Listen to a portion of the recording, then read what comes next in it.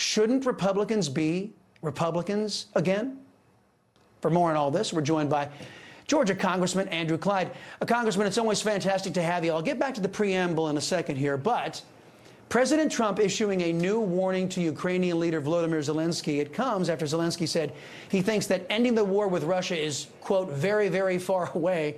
Trump firing back saying, quote, this is the worst statement that could have been made by Zelensky, and America will not put up with it for very much longer. It is what I was saying. This guy doesn't want there to be peace as long as he has America's backing in Europe.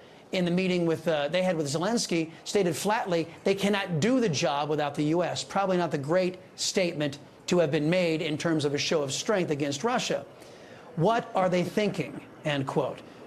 Sir, President Trump is sending armed military down to the U.S. border. Polling indicates Americans favor protecting America's border over escalating a war into a worldwide conflict over there in Europe. Where does Congress stand, sir, with Trump and our people, or those pushing us into a World War III? No, I think Congress will stand with President Trump. I certainly stand with President Trump. I mean, he's the great negotiator, the art of the deal. You know, President Trump in Ukraine wants peace, and he wants security for our nation on our southern border. So if we have to take on the cartels, we're going to take on the cartels, but it should be the Mexican government's responsibility to take on the cartels and keep their side of the border safe, and we'll keep our side of the border safe. That's President Trump's focus right there, and it's, I believe, SecDef's focus as well, because that's what we're about. We're America first. We want to protect and keep our people safe. Meantime, Congressman, as we were just alluding to, Defense Secretary Pete Hegseth held a call with Mexico's top military officials, reportedly telling them, those officials, that if Mexico didn't deal with the collusion between the country's government and the drug cartels, the U.S. military was prepared to take unilateral action. In the immortal words of the Mandalorian, I say, this is the way. What do you say, Congressman? I say you better listen to our Secretary of Defense, and you better listen to our President of the United States, because he will do everything within his power to protect the American people. We have had over 100,000 American citizens every solitary year die from drug overdoses. 70% of those are from synthetic opioids like fentanyl flooding across our southern border, and that's going to stop. I mean, we have basically stopped the illegal invasion of illegal aliens coming across our border. What was 4,000 or 5,000, 6,000 a day, now down to under 200. We're going to stop the drug trade too, and if it means that we have to go after those bad actors in other countries, I believe we'll do it, and we should be able to do it too. But I would hope the Mexican government would take a cue on that and take care of it themselves first. Right. Well, there's socialists down there, so we'll see if they want to at least get out of the U.S. military's way while they take care of business. I want to turn to DOGE. President Trump posted this about some of the protests popping up at GOP town halls. Quote, paid troublemakers are attending Republican town hall meetings. It's all part of the game for the Democrats, but just like our big landslide election, it's not going to work for them.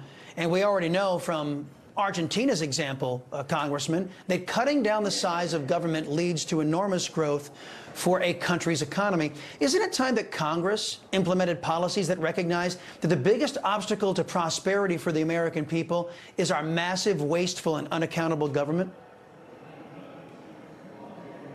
Oh, you're absolutely right. It is a massive, wasteful, unaccountable government. That's why the president was elected in such a landslide. His mandate from the American people are to reduce the size, scope, and cost of the federal government. So that's the whole point right there of what our president is trying to do with DOGE. And so I applaud him. I applaud Elon Musk and everything they're doing, and we support them.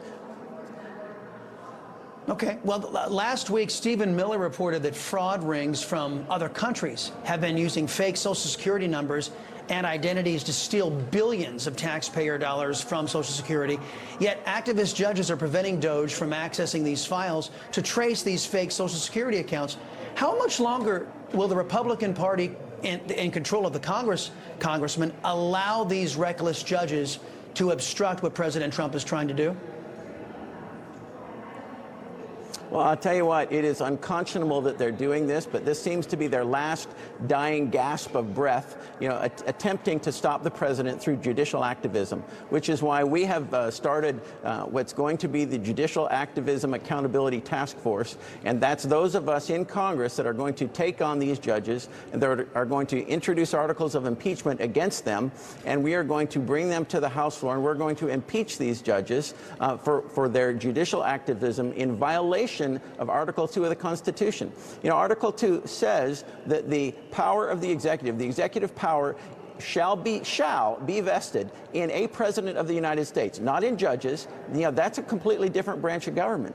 So we have got to, in Congress, stand up for the president and for his authority under Article 2 of the Constitution. In Article 1, it gives us the ability to impeach these judges, and therefore we have to stand strong and do that where we see it's necessary. Big amen to that, Congressman. Last thing I have for you, let's pivot back to the preamble. We're hearing Senate Leader John Thune is facing pressure from several, air quotes, Republican senators to ignore Speaker Mike Johnson and President Trump's very modest efforts to curb the massive overspending and continue the Biden-era dangerous overspending levels. What's your message to the big spenders over there in the Senate? Hey, the president has a mandate. The American people overwhelmingly voted for the president to cut the size, scope, and cost, and I say and cost, of the federal government. So they need to come to the table and go, this is what President Trump wants, this one big, beautiful bill that will cut the cost of government, will save potentially over $2 trillion over a 10-year budget cycle. This is what needs to happen, and I hope the Senate will hear that and will come and follow the lead of the House. Yes, and I hope we can turn that possible savings into a definite savings at one point in the future, Congressman Clyde. Sir, thank you very much. Appreciate the time.